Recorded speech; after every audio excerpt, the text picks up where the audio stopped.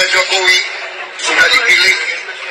Ini yang milih bukan orang Indonesia, yang milih dunia.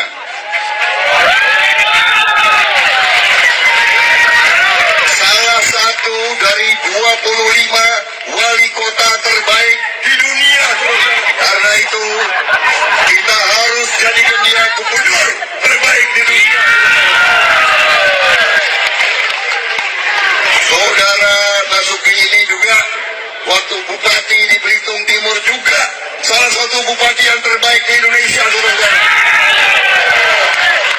Bupati yang tidak bisa disogok, saudara-saudara sekalian. Saya yakin dengan pasangan ini berdua, Jakarta akan bangkit, akan jadi kebanggaan kita semua. Assalamualaikum warahmatullahi wabarakatuh. Saya Yudi Pramoko, tukang donat dari Parung, YouTuber tertua di semesta. Pertanyaan saya untuk Anies atau untuk kita semua, bisakah Anies Baswedan kalau Allah izinkan jadi presiden setelah Jokowi itu membawa Indonesia menjadi bangsa yang jaya, artinya di bawah kepemimpinan Anies itu dicatat sebagai masa emas ya. Masa yang sangat sejahtera. Tanda-tandanya kayaknya bisa ya. Misalnya kampung akuarium yang dulu dibongkar, digusur sama Ahok, gubernur sebelum Anies, itu kemudian dibangun kembali oleh Anies. Saya lihat videonya, dan menjadi rumah susun ke atas, dan rumah itu gratis ya. Perawatan dan lain-lainnya dikelola oleh warga dalam sebuah koperasi. Rumah itu gratis ya. Jadi dia sejahtera masyarakat itu, nggak perlu jalan tol ya. Jadi ada kebutuhan dasar yang diselesaikan dulu oleh Anies, yaitu makan, minum, rumah ya, sandang, pangan, papan ya.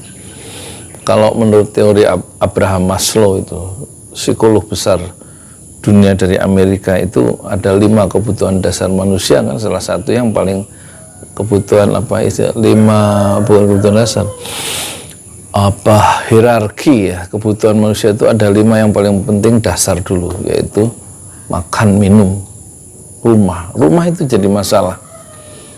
2 kata Piquet, mantan komisioner HAM, yaitu Matthäus Piquet, yang ahli statistik itu, dia bilang lulus sarjana umur 23, sarjana di Indonesia pasti dia tidak punya rumah, dan kemudian nyari rumah, sebelumnya nyari kerja dulu susah ya. Terus nyicil rumah 25 tahun karena nggak ada pilihan, atau 15 tahun nyicil bulanan untuk dapat rumah yang tanah 72 gitu ya. Jadi rumah diselesaikan oleh Anies dengan kekuasaan di kampung akuarium. Bisa itu membuat masa emas dengan cara merespon kebutuhan warga dan diberikan solusinya konkret gitu. Nggak usah janji-janji rumah, terus nanti kerjaan gimana, terus pengembangan diri bagaimana. Hanya nanti skopnya lebih nasional, dan itu masa keemasan itu bisa dicapai seperti masa keemasan B.J. Habibie yang sekitar 2 tahun atau 500 berapa hari. Itu masa keemasan Habibie adalah dia membuka keran demokrasi. Jadi orang yang mengkritik Habibie yang hampir setiap hari itu demo, tidak ada yang ditangkap. Kalau sekarang yang masuk penjara karena mengkritik pemerintah kan banyak yang masuk penjara. Gus Nur masuk penjara, Habib Rizik masuk penjara, Habib Bahar masuk penjara, Jumhur, Ruslan Buton masuk penjara, Anton Permana, dan yang lain-lain yang nggak bisa disebut satu-satu karena mereka nggak dikenal, nggak masyhur. Ini yang contoh ya. Tapi si itu B.J. Habibie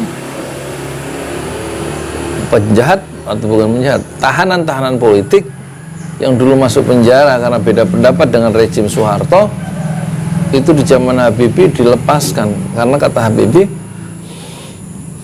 penjara itu tempat para penjahat, tapi penjara itu bukanlah tempatnya orang-orang yang berbeda pendapat.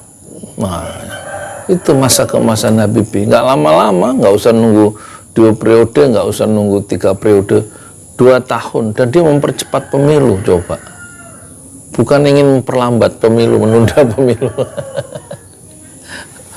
Menunda pemilu, pikiran orang-orang yang goblok ya. Goblok itu bahasa saya.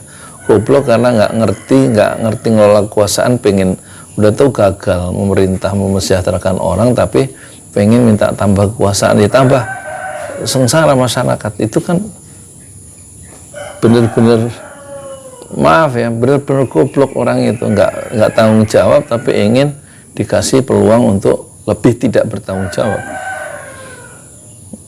Ya nggak, pikirannya itu nggak jernih gitu.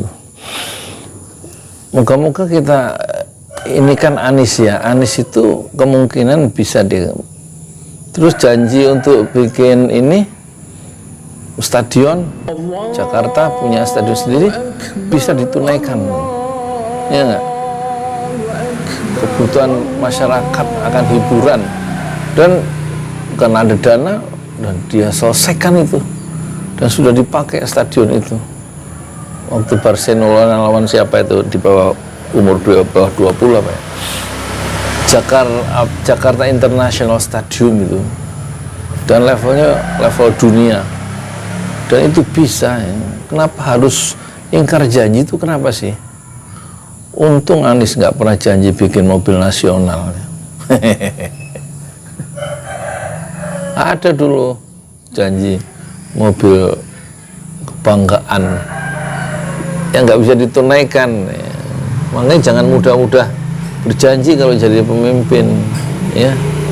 Nanti janji itu ditanya di akhirat oleh Allah. Jangan mudah-mudah orang tua janjikan beliin sepeda untuk anaknya kalau naik kelas, nggak dibelikan sepeda tuh sama bapaknya anak itu. Lah itu bukan hanya kenangan buruk itu akan terbawa oleh si anak karena bapaknya ingkar janji, tapi janji itu dipertanggungjawabkan, ditanya di akhirat, bukan karena soal anak itu. Lebih jauh itu, apalagi janji-janji ya, pengen ini, akhirnya janji tinggal janji. Memang lidah itu nggak bertulang, memang lidah tak bertulang. Terus gimana lagunya itu? Lalalale kata-kata tinggi gunung, 1000 janji, lain di bibir, lain di hati. Saya Yudi Pramuko, tukang donat dari Parung, YouTuber tercuah di semesta fasbir sobron jamilah. Bersabarlah dengan kesabaran yang indah. Assalamualaikum warahmatullahi wabarakatuh. Assalamualaikum warahmatullahi wabarakatuh. Saya Yudi Pramuko berada di tanah wakaf Haji Prama-Arta dari Bogor untuk dibangun Masjid Nafsyuhada Pesantren Tahfiz Al-Quran Ojolalis seluas 120 meter, dan alhamdulillah dimulai pada tanggal 2 Agustus 2021, berhenti pada hari ke-118. Pertama, sudah ada 12 tiang ditanam setinggi 4 meter, dan cakar ayam itu setinggi dalam 4 meter, 1 meter ya. Itu yang pertama ya. Yang pertama, tiang yang kedua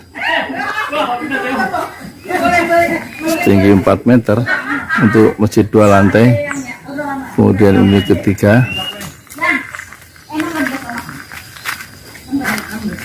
dan ini keempat,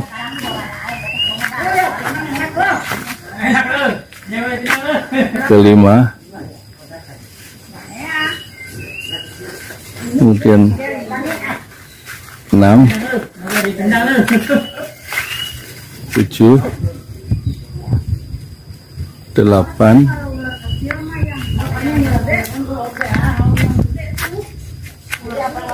kemudian 9, 10, 11,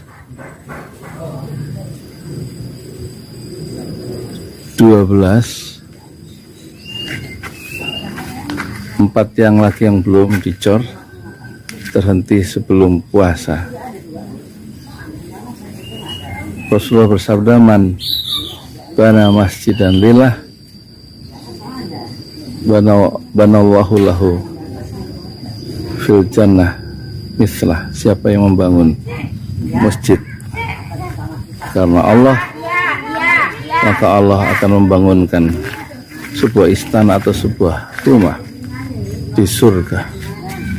Silahkan jika ingin membantu pembangunan Masjid 6 Syuhada Pesantren Tahfiz Al-Quran Al-Jalali senilai 1 miliar untuk 2 lantai sekaligus pembebasan tanah di sebelahnya 300